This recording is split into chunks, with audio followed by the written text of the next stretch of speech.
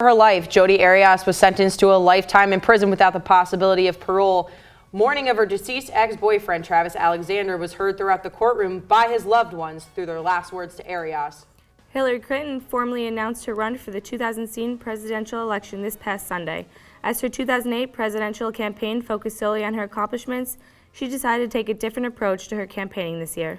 Here's a little surprise for those Rolling Stones fans. The rock and roll legends are going on tour again this summer at Summerfest. Some of those waiting in line walked away empty-handed, while others took to the internet for their American Express card option to get what they wanted.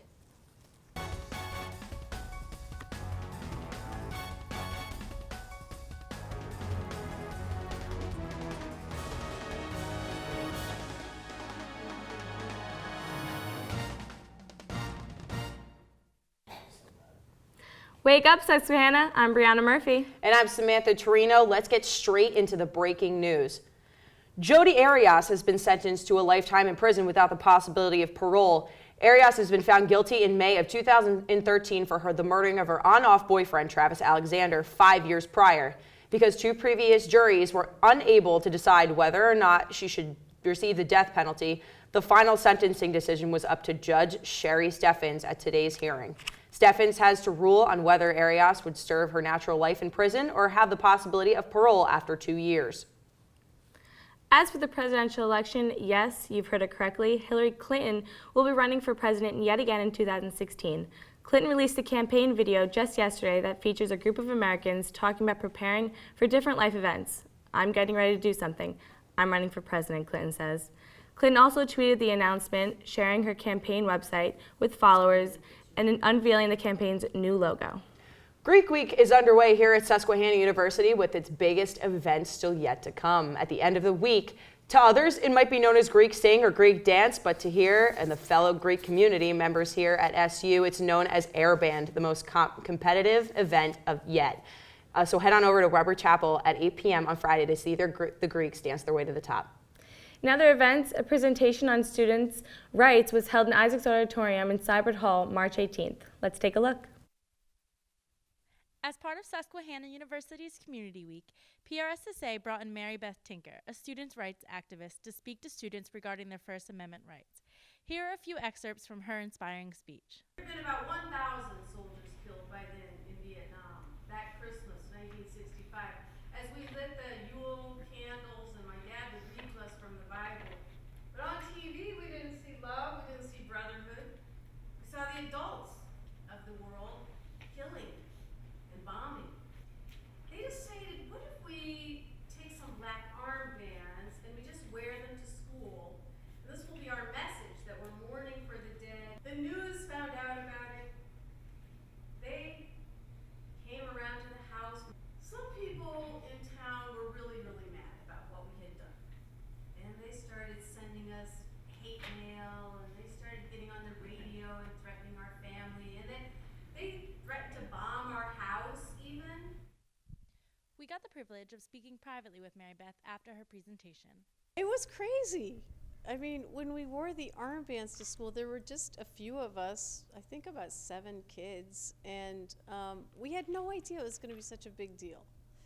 And then, you know, it went to court, and all these reporters started coming around, and then we won at the Supreme Court, and I just couldn't believe that all of this happened. And ever since, I've been trying to figure out, so now what do I do with all of this? And that's why I decided I should go and tell students about it and encourage you to stand up for something you care about, something you believe in, and make our world better and our democracy better. If you'd like to learn more about Mary Beth, her story, or the Tinker Tour, visit her website at www.tinkertourusa.org. And we'll be right back. Lens flare is one of the practicums in the communications department for broadcasting students. And basically we do film in the studio, and we'll go out and film events. We also do types of game shows, and it's basically just to get kids more experience with equipment and broadcasting in general. It counts for our practicum credit, so we need each communications major needs 2 practicum classes. so it just helps you like learn what the real world is like. Right now we have been working on Jeopardy, so we'll do about 3 or 4 rounds of Jeopardy each class, and so people will be able to work with the camera or in the control room or be contestants, and so we kind of just cycle around and everybody gets a really good chance to work with every type of equipment. So it's helped me learn to edit videos and go out when I am in the field, so it's going to help me learn how to record videos and really know what I'm doing. Do you wish you could make a more nutritious meal without all the hassle? Well, now you can with the NutriBullet.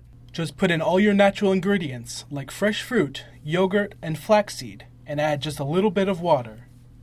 And mix. It's that easy. And washing the parts is a breeze.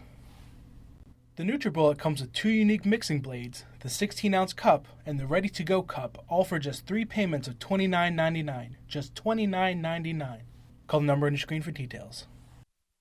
Welcome back, everyone. Seasons are opening and seasons are coming to a close. We have some of the biggest sports headlines right here for you.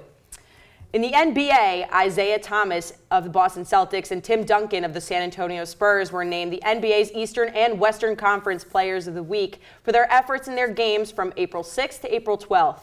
In the MLB, something the MLB hasn't seen before, a G mask. Marlins players Giancarlo Stanton got the okay to wear the mask after a brutal fastball to the head during a game last September against the Brewers. Mets won their home opener in a shutout against the Phillies with a clinching 2-0 score at the conclusion of the game. In the PGA, the Masters are well underway, and Jordan Spieth is leading as the first round winner.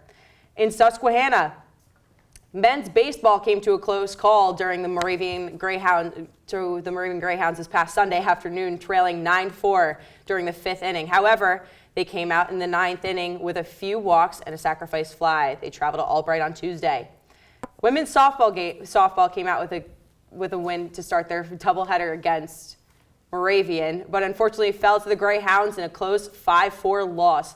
The women are ready to gear up their game against Scranton next Saturday. Pierce Meade was named the Landmark Conference Lacrosse Defense Player of the Week. Meade started in a 13-3 game against Washington and Jefferson this past Saturday.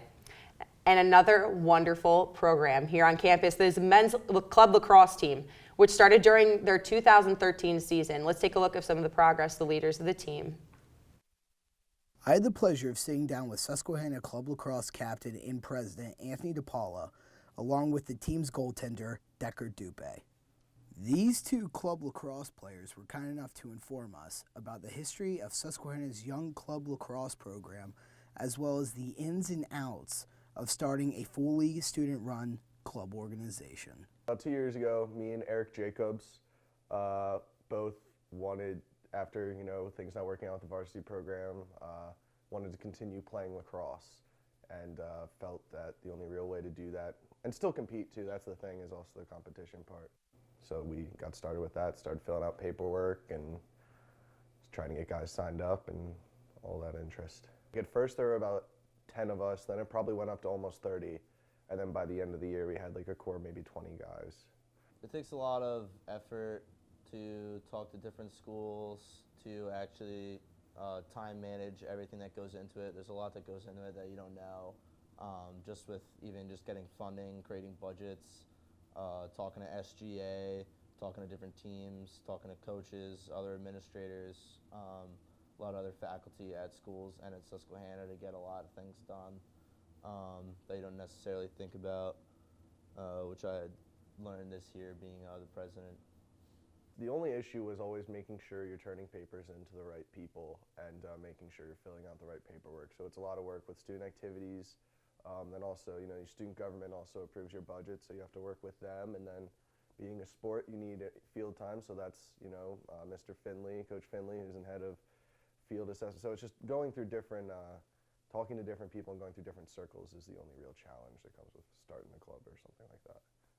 They budget it with different organizations. You can get a supplemental budget, which is essentially extra money that they have over the year. We were granted a little over $1,500 for the year because we needed it in order to continue operations.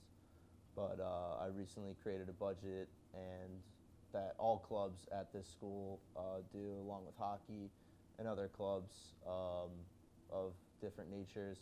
You create a budget for the next year, and you set a nominal amount that you'd like to receive. And SGA, they go over it with all the treasurers from every year, and they go over it, and they kind of allocate the different amounts of money for per team, per club, depending upon how much they want and how much they deem necessary that they actually need with their reasoning. We had a coach last year, but he got a job at Widener, so he's no longer with us. And so we're just essentially just student run, have practices. I schedule all the games. A lot of club lacrosse teams that are in our conference and that we play are also student run. Just a lot of kids, kids like me, just texting back and forth, trying to set games up. And we have people with the NCLO, which is a league we are in. They set up everything with the referees and stuff like that. But for the most part, it's just kind of students running everything. Not a lot of teams have actual coaches. With Final 15, I've never seen my body grow that fast. Looking at, myself in the mirror when you're working out, just, getting pumped up, and you can't believe, what your shoulders look like. You're doing more pull-ups and push-ups, and the fat just melts off of you. Don't procrastinate.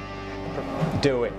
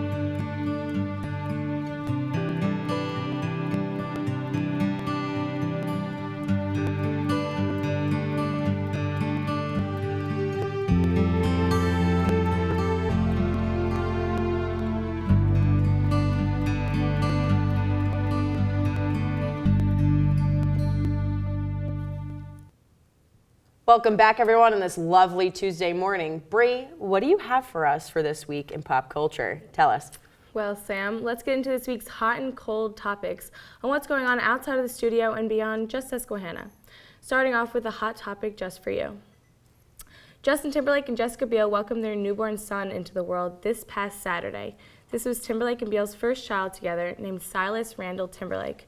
Speculations were circulating throughout media about whether or not the couple was pregnant, until Timberlake took to Instagram to reveal the couple was in fact expecting on his birthday back in January.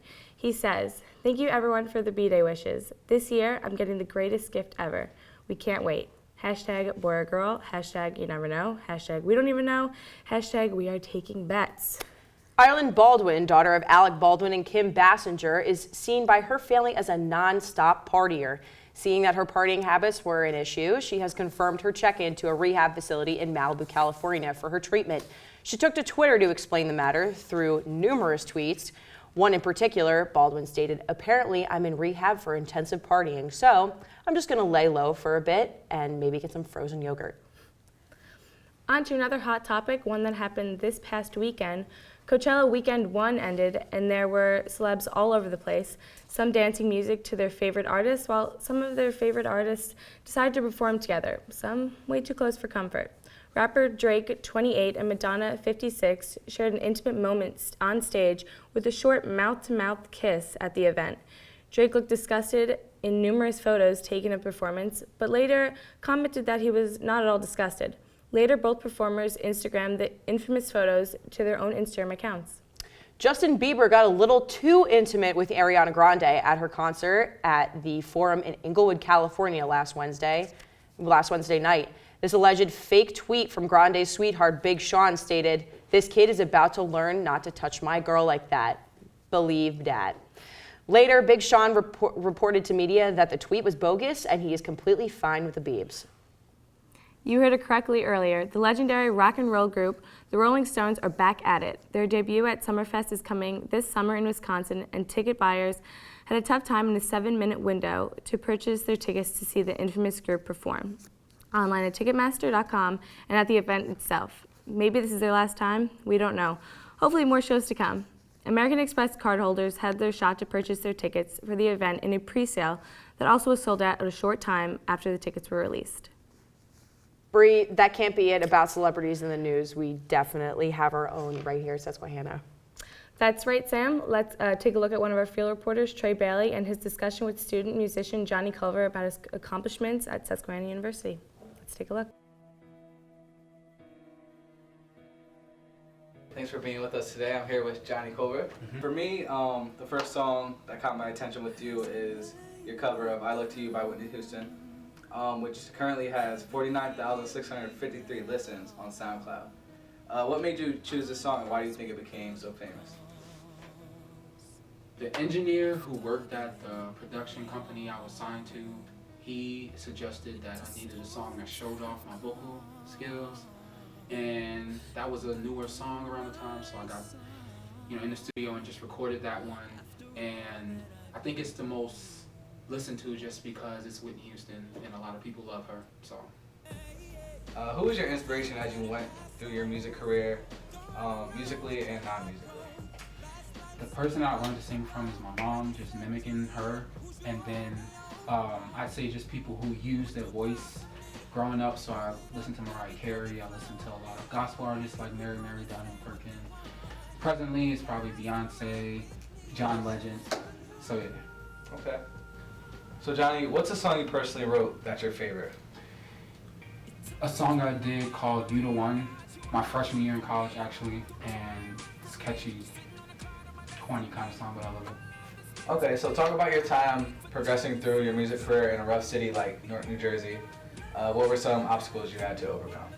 I think my biggest obstacle was finding people that were truthful and honest, and people who weren't selfish, who wanted to see me progress and weren't in it for themselves. Another thing is just having to deal with a lot of different personalities, artists in Newark. What's next in Johnny Culver's music career? Next is a mixtape, and hopefully just being able to go on some sort of tour opening or my own. The most prominent and sought-after events in all of fashion. It's Fashion Week, and my lovely co-anchor Bree has a scoop for you on what's hot and what's not during this year's Fashion Week. Bree? Hi Jessica, how's New York? Tell me all about your week. Hi Bree, I've never been so happy to be in New York. The city is so amazing, and the designs are amazing, and the fashion is unbelievable. Ugh, I'm so jealous. So what have you noticed to be the top trends for spring of 2015? Well, I've only been to J. Crew, Michael Kors, and Ralph Lauren today, but from what I can tell, the most common trend has to be the 70s. The 70s, really? What kind of clothes? What have you seen? Well, they definitely covered it all, I think. Fringe, faux fur, gauchos. I even noticed Michael Kors' display of brown tweed jackets. That's amazing. What designers have really caught your eye? That's really hard. Well, they're all really different and unique, so it's kind of hard to pick who is my favorite so far, but I don't know. Okay, well, who surprised you the most?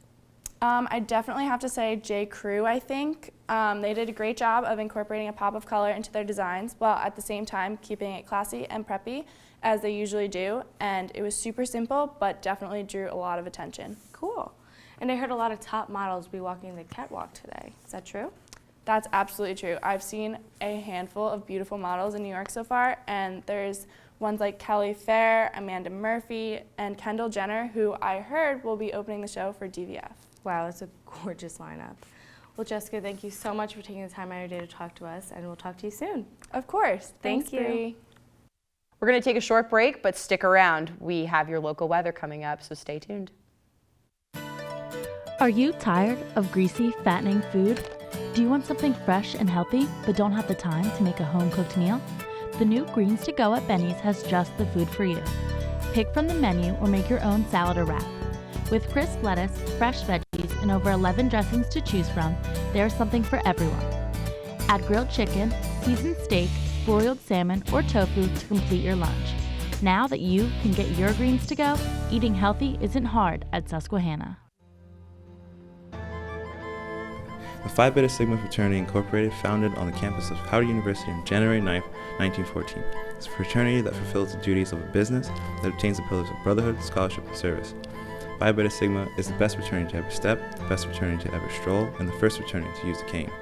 However, stepping and strolling is nowhere near our main concern. So what is our main concern, you may ask? We can tell you that it is the cost of prematurely born children. This is why our philanthropy is March of Dimes. March of Dimes was originally founded by President Franklin D. Roosevelt in efforts to find the cure for polio. To find the cure for polio, the resources were then converted to March of Dimes and helping the cost of premature babies. Did you know that having a premature child costs 10 times the amount of having a healthy born child? The cost associated with premature birth in the U.S. is $26.2 billion each year.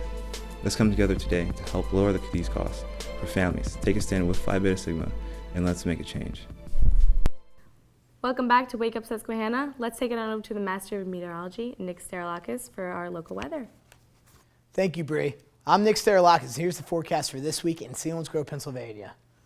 On Monday, it'll be rainy with a high of 45 and a low of 32. Tuesday, we'll see a little bit of rain with a high of 52 and a low of 23.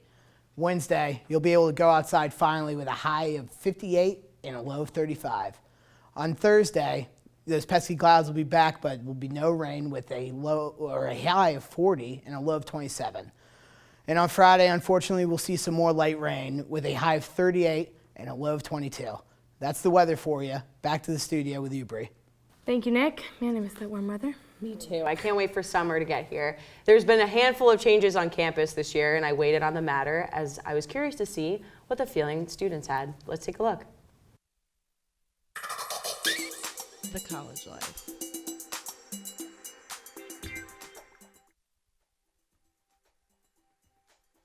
Rushing to class. Trying to get your assignments done in enough time, but procrastination being your middle name, you never get anything done until the last minute. Late night, and that doesn't only mean the casual late night Dunkin' runs for fuel that you have to make with your friends in order to stay alive. Trying to socialize, but having to say, sorry, I have a bunch of stuff I have to get done, or sorry, I have practice.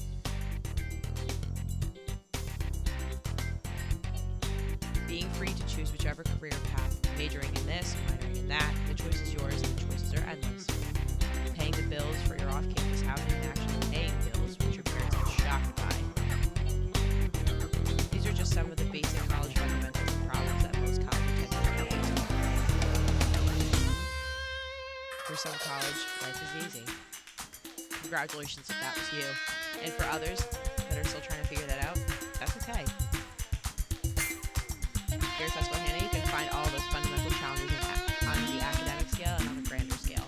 However, this past year, some of the changes that were made were more tracks events, which would be on-campus club, free giveaways for every 200 people that attend certain events, and better food options, and some might say, sadly, an off-campus.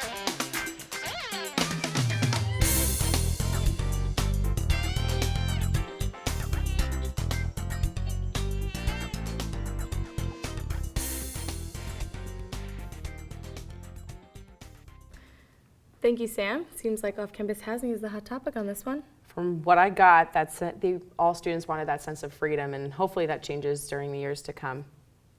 Oh, that's good.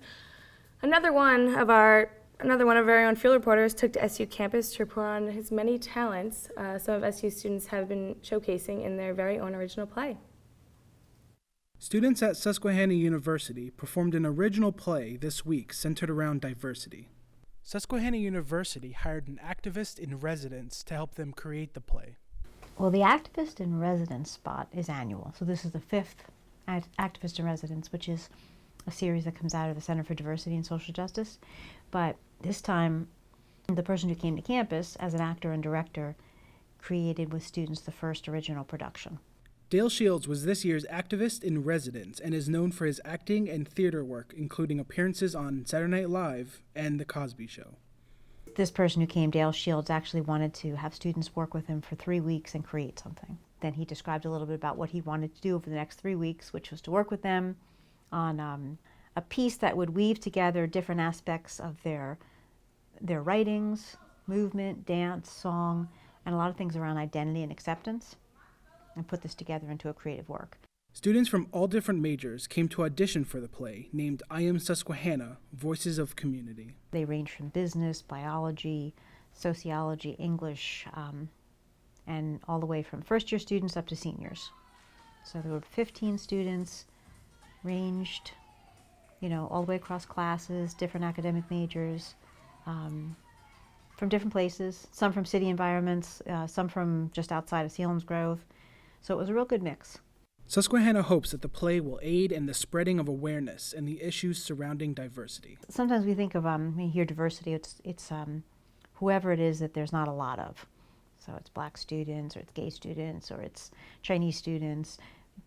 But really, I think this play was a good example that, there was probably, I think there were 5 white students. So by looks, they don't appear diverse.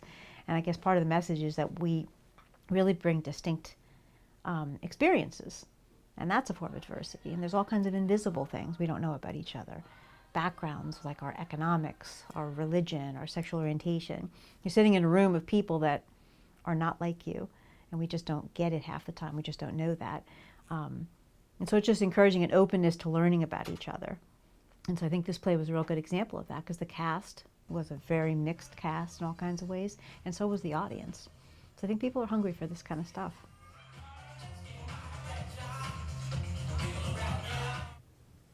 Thanks for joining us on another edition of Wake Up Susquehanna. Stay tuned tomorrow for more on all of your worldly news and news from right here at home. Bye, everybody.